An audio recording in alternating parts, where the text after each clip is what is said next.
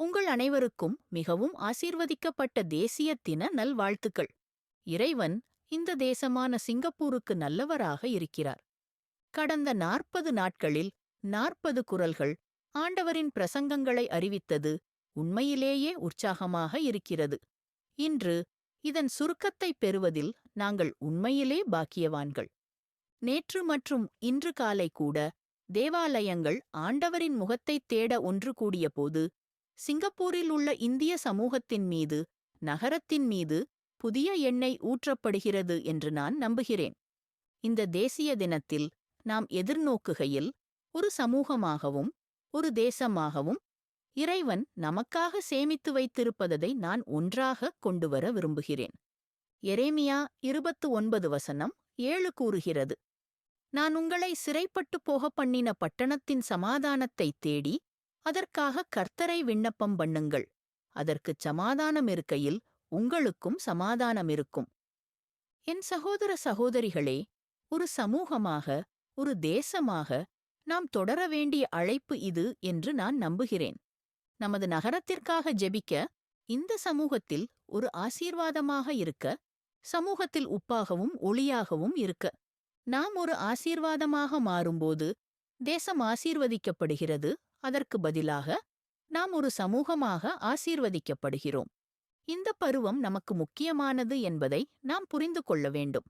அடுத்த 60 ஆண்டுகளாக நாம் பெரிய காரியங்களை காணப்போகிறோம் என்று நான் நம்புகிறேன். என்னுடன் சேர்ந்து சொல்லுங்கள், பெரிய காரியங்கள்.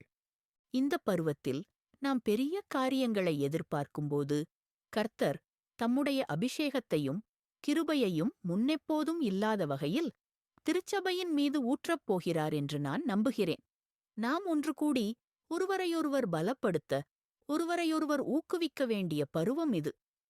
போட்டியிட அல்ல, ஒத்துழைக்க ஒரே சபையாக கூடி கர்த்தர் நம்மை அழைத்த இடத்திற்கு ஒரு அம்பைப் போல நகர வேண்டும்.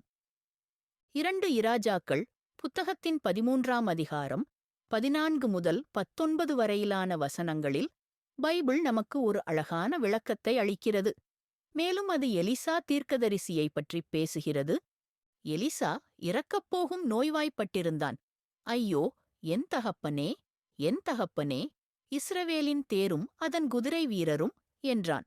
எலிசா, எலிசா அவனை நோக்கி, ஒரு வில்லையும் அம்புகளையும் எடு என்றான். அவன் ஒரு வில்லையும் அம்புகளையும் எடுத்தான். பின்பு அவன் இஸ்ரவேலின் ராஜாவை நோக்கி, உன் கையை வில்லின் மேல் போடு என்றான். அவன் தன் கையை அதன் மேல் வைத்தான். எலிசா தன் கையை ராஜாவின் கையின் மேல் வைத்து, கிழக்கே உள்ள ஜன்னலைத் திற என்றான். அவன் அதைத் திறந்தான். அப்பொழுது எலிசா, எய் என்றான். அவன் எய்தான். எலிசா, கர்த்தருடைய வெற்றி அம்பு சிரியாவின் ஆராம் மீது வெற்றி அம்பு. ஏனென்றால் நீ அவர்களை அபேக்கில் அழிக்கும் வரை நீ அவர்களை அடிப்பாய் என்றான். பின்னர் அவன், எடு என்றான். அம்புகள் என்று சொல்லி அவற்றை எடுத்தான். எலிசா இஸ்ரவேலின் ராஜாவை நோக்கி, தரையின் மேல் அடி என்றான். அவன் அதை 3 முறை அடித்தான். அவன் நின்றான். அதனால் கர்த்தருடைய மனுஷன் அவன் மீது கோபமடைந்து, நீ அதை 5 அல்லது 6 முறை அடித்திருக்க வேண்டும். பிறகு நீ ஆராமை அழிக்கும் வரை தாக்கினாய். ஆனால் இப்போது நீ ஆராமை 3 முறை மட்டுமே தாக்க வேண்டும். இப்பொழுது இது வரவிருக்கும் விஷயங்களுக்கு நம்மை இணைக்கும் ஒரு பகுதி. கர்த்தர் தம்முடைய சபையை எழும்ப விழித்தெழ விரும்புகிறார் என்று நான் நம்புகிறேன். கர்த்தருடைய ஊழியர்களாக சிங்கப்பூர் நகரத்தில் நிலைநிறுத்தப்பட்ட ராஜாக்கள் மற்றும் ஆசாரியர்களாக நீங்களும் நானும் அவருடைய பிரசன்னத்தையும் அவருடைய வல்லமையையும் அவருடைய மகிமையையும் கொண்டுவர கர்த்தரால் கட்டளையிடப்பட்டுள்ளோம் என்று நான் நம்புகிறேன். கர்த்தர் தம்முடைய மகிமையை வெளிப்படுத்தும் நுழைவாயில்களாக இருக்க இந்த நகரத்தில் நாம் ஒவ்வொருவரும் நிலைநிறுத்தப்பட வேண்டும் என்று கர்த்தர் விரும்புகிறார். நாம் நமக்காக நிர்ணயித்த வரம்புகளைத் தாண்டி முன்னேறவும், இயற்கைக்கு அப்பாற்பட்ட பருவத்திற்காக கர்த்தரை நம்பத் தொடங்கவும் இதுவே பருவம் என்று நான் நம்புகிறேன். கர்த்தர் தம்முடைய ஆவியை முன்னெப்போதும் இல்லாத அளவுக்குப் பொழிவார் என்றும் அவர் உங்களை பலப்படுத்தி நகரத்தின் வாயில் காவலர்களாக நிற்கத் தூண்டுவார் என்றும் நம்புகிறேன். எலிசா ராஜாவிடம் அம்பின் மீது வில்லின் மீது கையை வைக்கச் சொன்னபோது கர்த்தர் நம்மை நம் ஒவ்வொருவரையும் அவர் நமக்கு கொடுத்த வேலையில் நம் கையை வைக்க அழைக்கிறார் என்று நான் நம்புகிறேன். நீங்கள் கர்த்தருடைய வேலையைச் செய்கிறீர்கள் என்றால் நீங்கள் அந்த ஊழியத்தில் உங்கள் கையை வைக்க வேண்டும். கர்த்தர் உங்களைச் சந்தைக்கு அழைத்தால் அந்த வேலையில் உங்கள் கையை வைக்கவும். கர்த்தர் உங்களுக்குக் கொடுத்த அல்லது அழைத்த எந்த ஊழியப் பகுதியிலோ வேலையிலோ நீங்கள் உங்கள் கையை வைக்கத் தொடங்கும்போது கர்த்தர் தாமே கையை உங்கள் கையின் மீது வைப்பார். கர்த்தர் தம்முடைய அபிஷேகத்தால் தம்முடைய வல்லமையால் உங்களை அடையாளப்படுத்துவார். ஏனென்றால் இந்த பருவம் கிருபையின் மேல் கிருபையின் பருவமாக இருக்கும். உங்கள் வாழ்க்கையின் மீது இரட்டிப்பான பங்கு. அது உங்களை கர்த்தர் கொடுத்த விதியை நோக்கித் தள்ளும். எனவே என் சகோதர சகோதரிகளே, நான் உங்களை ஊக்குவிக்க விரும்புகிறேன். நீங்கள் பின்வரும் பருவமான வறட்சி, கனியின்மை, எதிர்ப்பு, இழப்பு கண்டிருக்கலாம். ஒருவேளை நீங்கள் உங்கள் வாழ்க்கையிலும் உங்கள் குடும்பத்திலும் உங்கள் நிதியிலும் உங்கள் வேலையிலும் ஒரு கடினமான காலகட்டத்தை கடந்து செல்லலாம். நீங்கள் கர்த்தர் சொன்னதைக் கேட்கும்போது, அவருடைய வார்த்தையின் உண்மையைப் பற்றிக் கொள்ளும்போது, கர்த்தர் உங்களுக்கு கொடுத்ததை நோக்கி உங்கள் கையை வைக்கும்போது, கர்த்தர் தாமே உங்கள் மீது தம் கையை வைப்பார் என்பதை புரிந்து கொள்ளுங்கள்.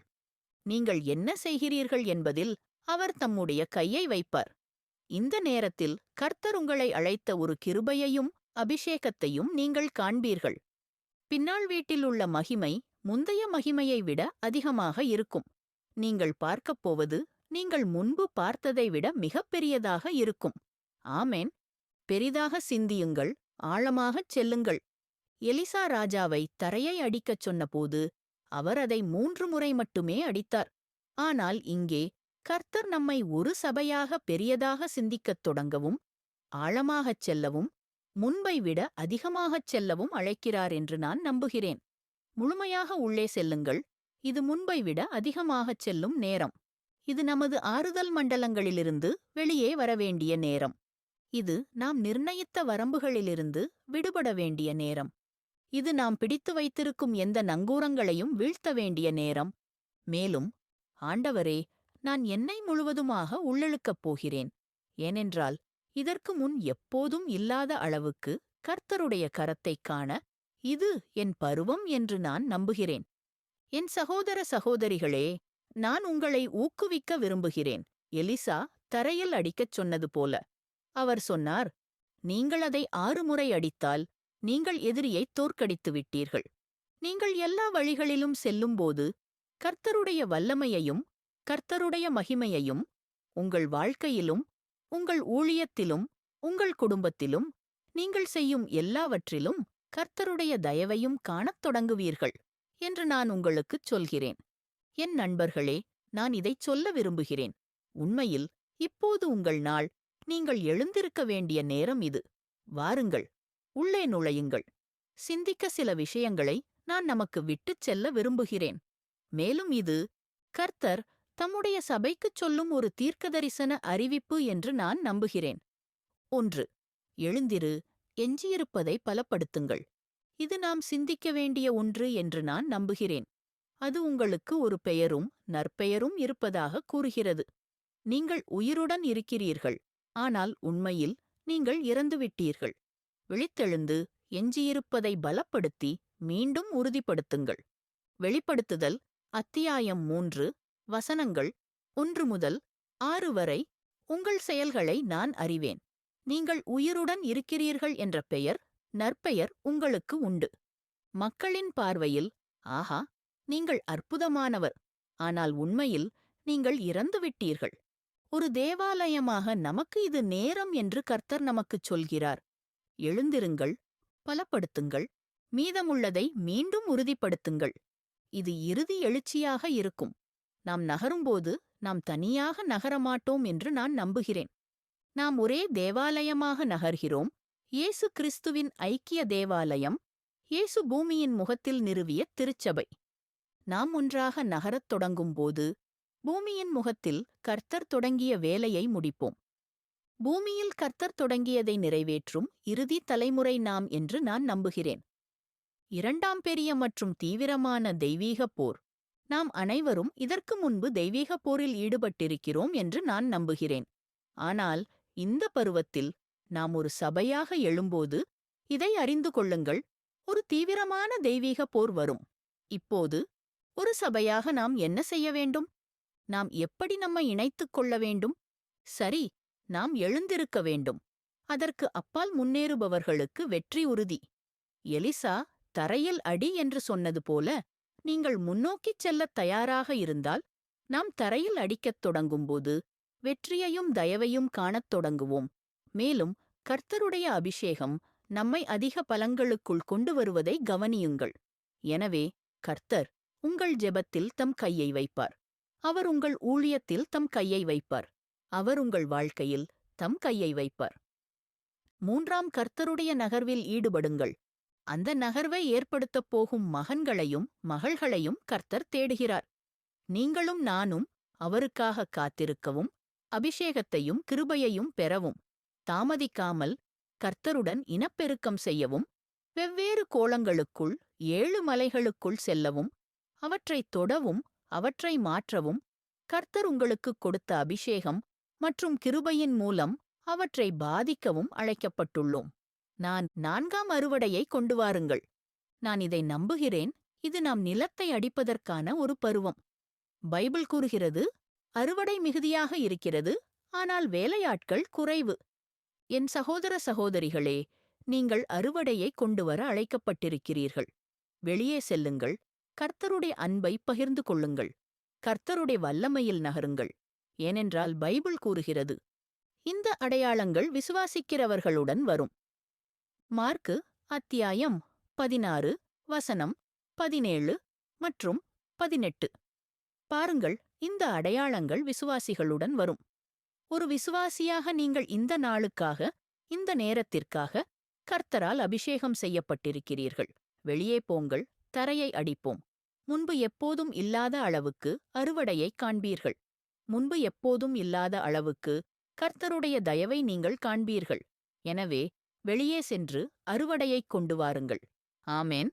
கூட்டாக சிங்கப்பூரின் இந்திய திருச்சபையாக இது எங்கள் சிறந்த பருவமாக இருக்கும் என்று நான் நம்புகிறேன். இளைஞர்களும் பெண்களும் தங்கள் ராஜரீக மற்றும் ஆசாரிய அழைப்புகளை நிறைவேற்ற எழுந்திருப்பார்கள் என்று நான் நம்புகிறேன். முந்தைய தலைமுறை இளைய தலைமுறையினருக்கு வழிகாட்டும் மற்றும் அவர்களுடன் நடப்பார்கள் என்று நான் நம்புகிறேன். கடந்த கால குறைகள் குணமாகும், தொடர்பு மீட்டெடுக்கப்படும் என்று நான் நம்புகிறேன். கிறிஸ்துவில் ஒரே திருச்சபையாக நாம் ஒன்றுபடுவோம் என்று நான் நம்புகிறேன். திருச்சபை அனைவரும் வந்து சேர வேண்டிய நேரம் இது. ஏனென்றால் நாம் அனைவரும் ஒன்றாக இருக்கிறோம். ஆமென். கர்த்தர் உங்களை ஆசீர்வதிப்பாராக. ஜெபிப்போம். பிதாவே, இயேசுவின் நாமத்தினாலே இன்று காலை இதைக் கேட்கும் ஒவ்வொரு சகோதரனுக்கும் ஒவ்வொரு சகோதரிக்கும் நன்றி செலுத்துகிறேன் ஆண்டவரே.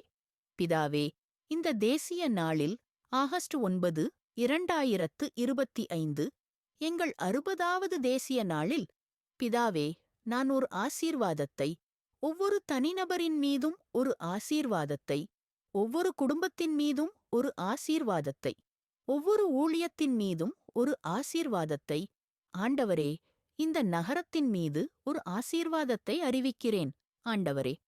பிதாவே, நாம் அப்பால் பார்க்கும்போது, நாம் அப்பால் முன்னேறும்போது, இது உண்மையில் மகிமையிலிருந்து மகிமைக்கு, பலத்திலிருந்து பலத்திற்கு, அதிகாரத்திற்கு அதிகாரத்திற்கு உந்துதல் அளிக்கும் ஆண்டாக இருக்கும் என்று நான் அறிவிக்கிறேன்.